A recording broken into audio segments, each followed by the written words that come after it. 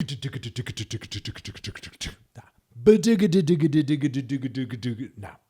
I'm messing up the rhythm.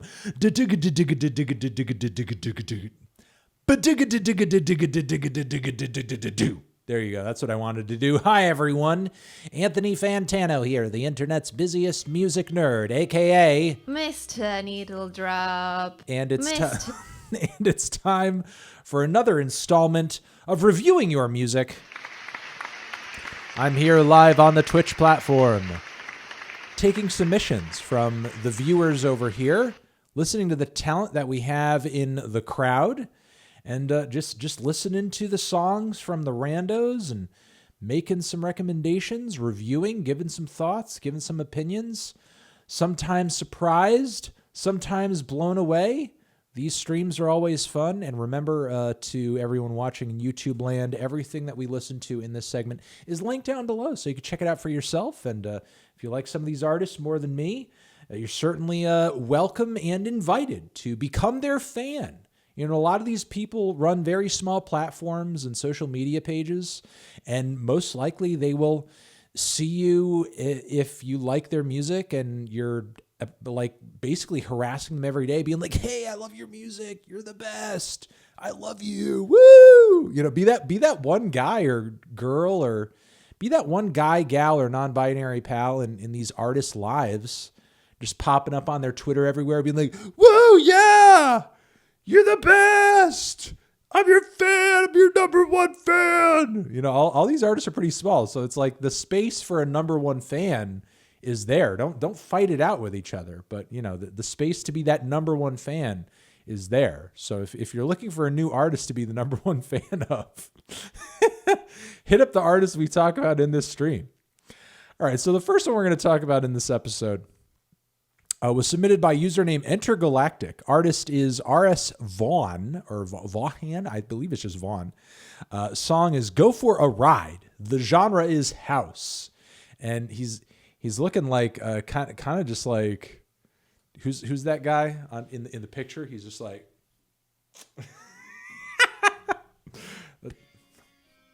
hey girl, I'm gonna hit you with those house tracks. Let's give this track a spin. Let's see what it's got to offer. Ba-bam!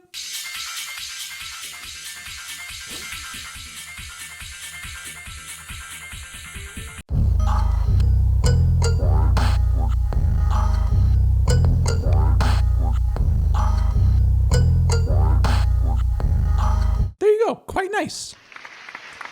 Quite nice from RSVaughan. Go For A Ride. I certainly felt like I was on a ride with that one, honestly. Good point, chat. Good point. The Young Boy feature was garbage. The Young Boy feature on that was terrible. Awful Young Boy feature. Awful. But look, overall, I mean, house track standards, that was a good track. Great groove. The way you spun those vocal samples were quite sweet. You know, there are some house tracks that are very visceral and have a nice kind of grand, epic, linear progression to them. And there are others that have more of an entrancing vibe to them. And I would say this was like more on the entrancing end. You know, this wasn't like some sort of like one of those big, overblown Deadmau5 type epics. It was just like this totally hypnotic dance fever that I'm just trying to break, baby. I thought there were some nice subtle change-ups across the track as well. Some nice, like little beat and groove variations that kept it engaging from front to back. It was just a really sweet, groovy listen. Now, as far as like recommendations on this go, oh, you're welcome. You're very welcome. Now, here are the recommendations because I think it could be better. Really from here, I think you really could be working with like effects and space a little bit, because at the end of the day, while I think the sounds that you were working with were cool, it all came off a little too dry. Like that kick was hit in a very flat way. Maybe you could even pick a better kick, but you know, the kick felt very flat and very thuddy. The snare felt super dry. again, the way that you use those vocals was really cool, but it all kind of piled up in a way that felt very claustrophobic, very, very, very claustrophobic. I think you could be just throwing in touches of effects here and there to give it a bit more space, just give it a bit more dimension sonically, just so it doesn't feel all so dry and in your face and just so on top of each other. You know what I mean? I mean, the clutter of it all certainly does add to an overwhelming factor, but you could still create that same sensation, but still just like add a little bit more space, add a little bit more dimension to it with some reverb or a delay here and there, or something like that, just to give it a bit more of a sense of like, whoa, I'm in an area here, and it's like I'm kind of swimming in this a little bit. That would be my biggest recommendation, honestly. Like, the grooves are great. The basic elements you're working with and that this is functioning with are cool. Maybe just throw on work with some effects a little bit more, just to give it a bit more body and a bit more depth. All right, cool. All right, very nice. But again, thank you for submitting. Thank you for submitting to me. All right, Scarlett Overdrive is the name of the artist. The Last Time I Smiled is the title of the song. It's a synth pop cut. Let's give it a try. Let's give it a shot and see what it's got to offer. Ba-bam.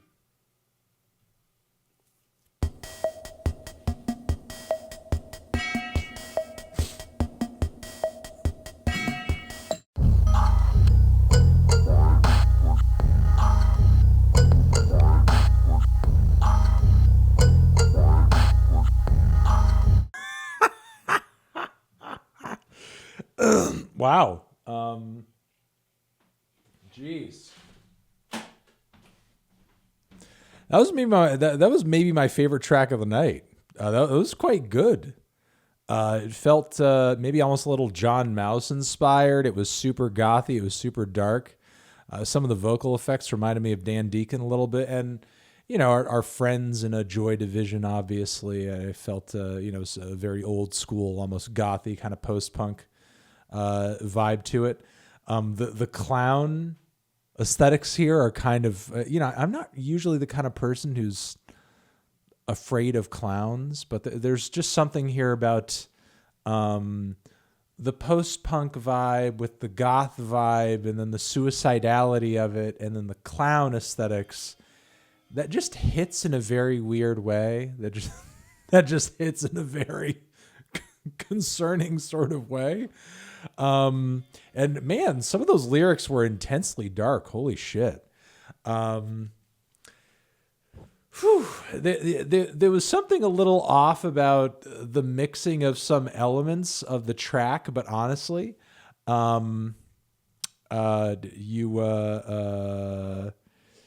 was something a little off about the mixing of some of these elements. McFarlane, get me the next track when you can. But, it seemed like there was almost like an intent there to it sounding as wonked out, or sort of as wonky as it did, especially on the vocal end, because there was like a real, almost like awkwardness to some of the vocals that seemed like half sung, but also half spoken word. But the thing is, like, all those qualities added to how unsettling it was. And how unsettling it is really it seemed like that was kind of the point. I feel like if you're listening to this track, and I'm not sitting, I'm standing, but still, figuratively speaking, I feel like if you're listening to this track and you're not squirming in your chair at least a little bit, you're listening to it wrong. You're not paying enough attention. Because I don't know, that was quite concerning and dark again. And again, it just felt so awkward. It was almost like, a post-punk song that I would hear in a Twin Peaks soundtrack. It felt like a weird, unsettling, twisted, serial killer version of post-punk, a twisted Lynchian version of it, as opposed to kind of like, the real thing, which again, I like about it. I think is kind of what makes it interesting and makes it special, I suppose. I'm gonna save that. I like that quite a bit. I don't have much in terms of recommendation on it. I mean, I suppose I just enjoyed it for what it is. I don't think it's going to be for everybody, but I certainly enjoyed it for what it is. I enjoyed it for what it is. I mess with that. I mess with that kind of heavy. All right, here we go. Username Club Oro. Artist Club Oro. Song is Sorry. Genre is said to be R&B. Let's give it a spin, shall we? Ba-bam.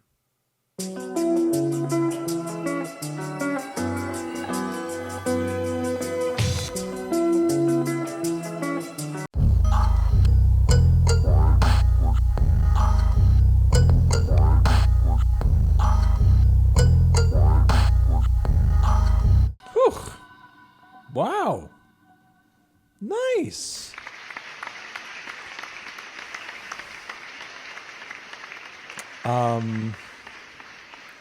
Geez, I mean, usually these segments are very much for sort of like kind of pulling apart and dissecting and, just sort of like, hey, I think this could be better. I think that could be better. I think this other thing could be a lot better. But that was just quite nice from front to back. That slapped. That fucking just slapped. Sheesh.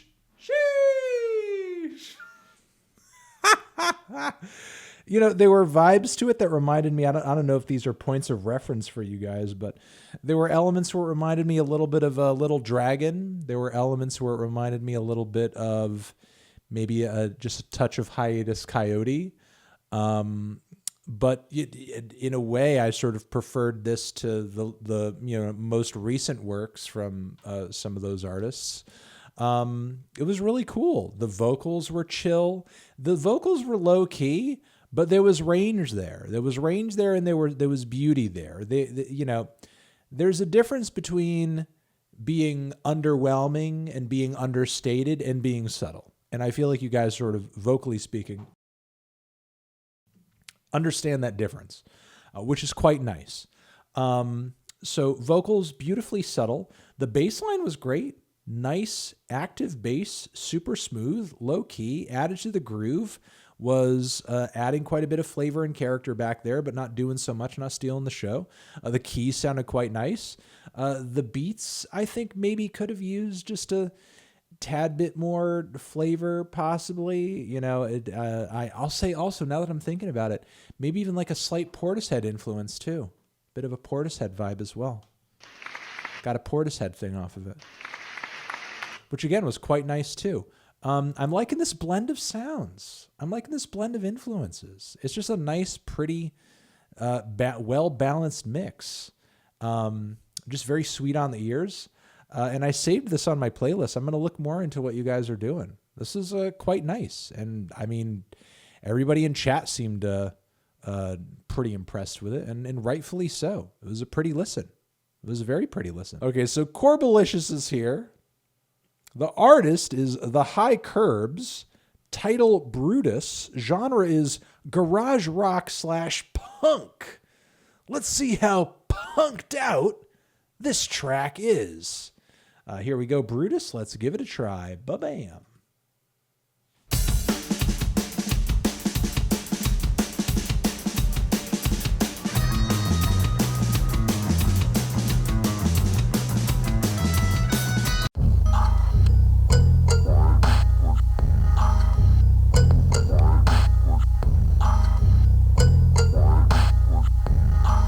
Nice.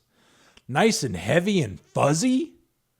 I just looked up their Bandcamp on a Safari page. I'm going to check it out later. That's gnarly. It's gnarly. And it's funny that I saw you guys are from California. I would have actually, before I came back from listening, I would have sworn that you guys were like from Australia or some shit. I was like, these fuckers are probably from Australia. They're probably some weird ass fucking Melbourne band that just like, worships like the fuzz and has a bunch of like weird, obscure fuzz pedals that they've chained on top of each other with like a bunch of weird chorus pedals, or some shit like that. But no, they're California, which also makes sense. Also makes sense, in my opinion. But yeah, that was quite sweet. It was rocking. It was aggressive. It was hardcore. There was a nice kind of disorienting delay on the lead vocals. Kind of remind me of a mix of, there was a little Ty Segall in there, obviously. I think it was a little bit of John Spencer in there. Maybe inadvertently some Hives. I got almost like a Hives vibe off of the vocals, and some OCs as well, especially during those like bent harmonized guitar leads. That had a little bit of an OCs vibe to it. I mean, look, I'll say this, like, the performance was great. Band is tight. Riffs were good. Transitions between various parts of the song were good. There's just a lot of saturation in this particular fuzzy throwback garage punk lane right now. Like, I would just think about what separates us from those other groups that are doing this and have been doing this for a long time. Even the mix and all was pretty good. It was a good balance of, you could hear everything, but yet it's also punchy, but yet also there's like enough aggressive, noisy bleed in between all of the instrumentation that makes it sound exciting and chaotic and visceral. And so yeah, look, there were a lot of things about it that were quite good. I would say you guys like really kind of put your fucking guts on this track. This particular one, aesthetically, I didn't find to be super distinct. If that is the case with other tracks that are on this record, I would sort of like think about generally that self-awareness of like the genre of music that you're operating in, and what is it going to take to kind of like break out of the rabble of like many other bands that are heavily influenced by some of the other artists that I've just kind of mentioned, and transcend into, your own thing, while obviously staying true to this punky, garagey sound.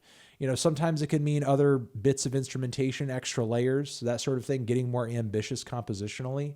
But I think there's a lot of room for growth in this field that just kind of, it will be upon you guys to be ambitious enough to open that lane up and make room for yourselves in it. Josh Yu, artist gal, song, sing, genre, rock. Josh Yu. Hilarious. Here we go. Josh, like an hour late. Better be worth it, Josh. Better be worth it, bro. This, like the chat says, this track better slap, Josh. Or else you're gonna fucking get it, Josh. No, we'll be supportive of Josh either way. We will be supportive of Josh either way. But keep in mind, this is literally the first time that we've ever called anybody, and and they were not here, and then showed up an hour later. I'm like, what happened? I was called. So it's just funny, Josh. It's just funny.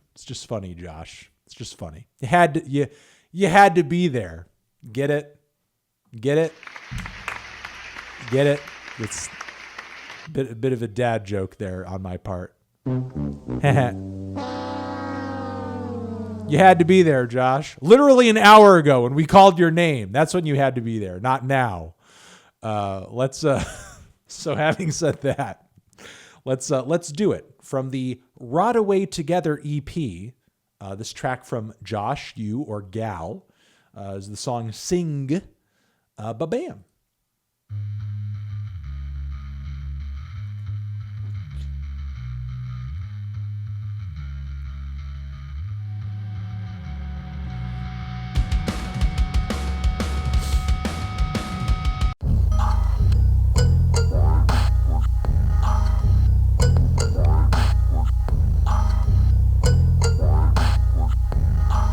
Things I hate are what make you great. Okay. I don't know about that closing lyric. If I read that correctly. I think the mix was a little rough, but a lot of the incredibly varied ideas came across pretty well, in my opinion, from almost like those old school Offspring-esque alt rock influences on the front end that, felt a little bit punk. And then transitioning into those like smoother emo esque passages with the cleans after that as the chorus, which were quite nice. I would say maybe work on spacing out. I kind of suggested this in a song earlier. Work on spacing out kind of the transitions between these moments so we kind of really feel the movement in between those bits. And when we actually get hit with that chorus, it feels more climactic as opposed to just kind of like claustrophobically just traffic jamming them into one another and those transitions being so fast. It's almost like they're kind of buzzing by us. I love that build up into that very odd, unexpected, but mostly well executed. It seemed almost like a black gaze passage with it was kind of a blast beat on the drums and just kind of a thicker wall of guitars that got kind of reverby and very heavy. And I like the groove switch that came after that too. I don't know so much about like the vocal delivery at that point, but I thought it was kind of cool as an ending, like the general vibe of it. And even though it was like a lot of different ideas coming from different places, I mean, I think they mostly work together. I liked it quite a bit. It was neat. Again, mix-wise, I think it was a little rough around the edges. Oh, and I will say the vocal delivery on the front end of the track.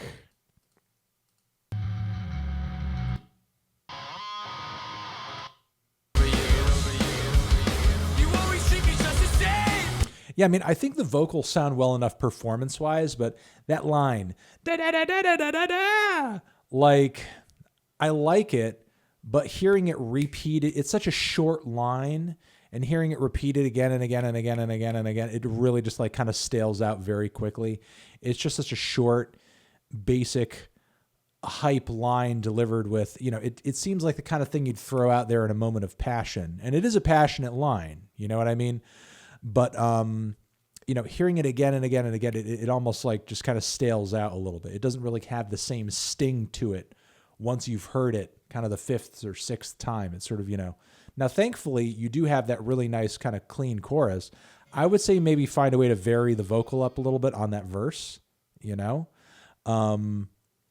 and as far as, and hey, oh, will that make it less catchy? Da, da, da. You already have a nicely sung chorus there. Let the chorus be the catchy part, But yeah, that's basically my thoughts on the track.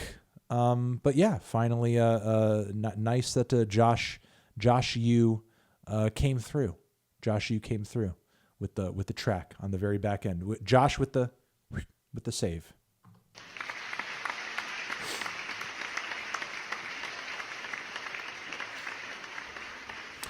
All right, guys, in YouTube land, this has been another great segment of reviewing your music. Thank you very much for watching. You're the best. Remember, everything we talked about, everything we listened to in this episode, linked down below so you can check it out for yourself. Cool? Cool. Over here next to my head is another video that you can check out. Hit that up or the link to subscribe to the channel. Love you. You're the best of forever.